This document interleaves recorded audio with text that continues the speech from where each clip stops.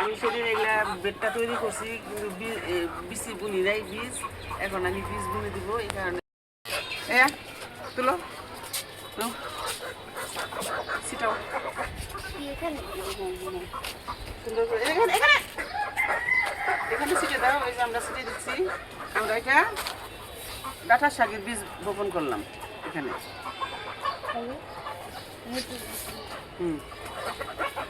আর এদিকে না, এখানে দেওয়ার আছে লাল শাক,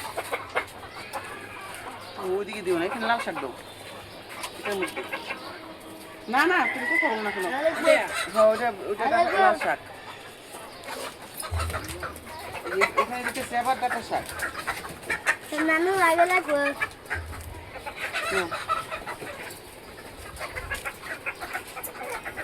কতদিন তো কাজ করতেছি। এটা লাল শাক দিছো না? হইছে আমার শেষ। আবার এখানে লাল শাক দাও দিছো, লাল শাক আমার তো শেষ।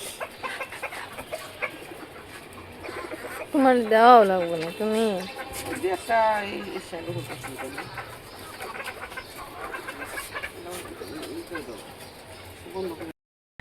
কেটে আবার করো, মাঝে মাঝে করে একটা বিচি রোপণ করে দাও না, করে দাও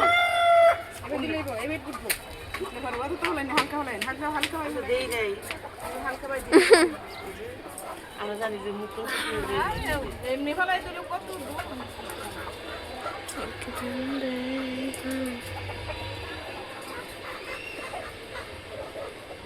এটা হলো বরবটি, মাঝে মাঝে বরবটি ছিটিয়ে দিলাম।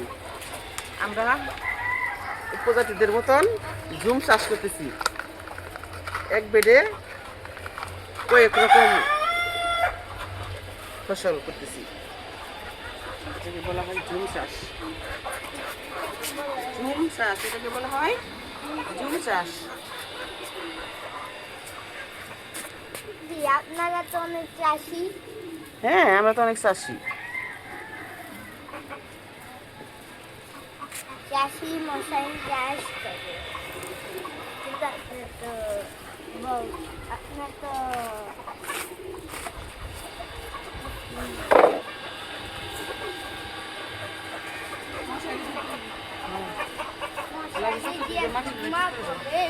মশাই দিয়ে ঘুমা বলি। আমার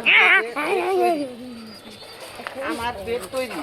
এখানে আমি 3 রকম 4 রকমের শাক বুনলাম। এখন আমি শাক বুনে মশারিতে ঢেকে দিলাম। মশারিতে ঢেকে দেওয়ার কারণে হলো পাখিও খেতে পারবে না এবং পানি দিতেও সুবিধা। পানি দিলে মাটিগুলো ছিটে ছিটে বাইরে যাবে না।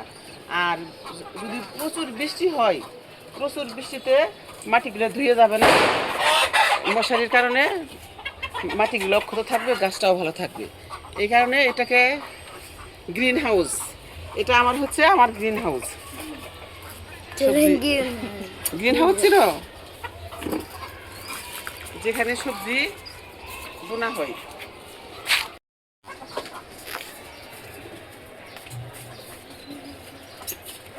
আমাদের শাক বোনা শেষ।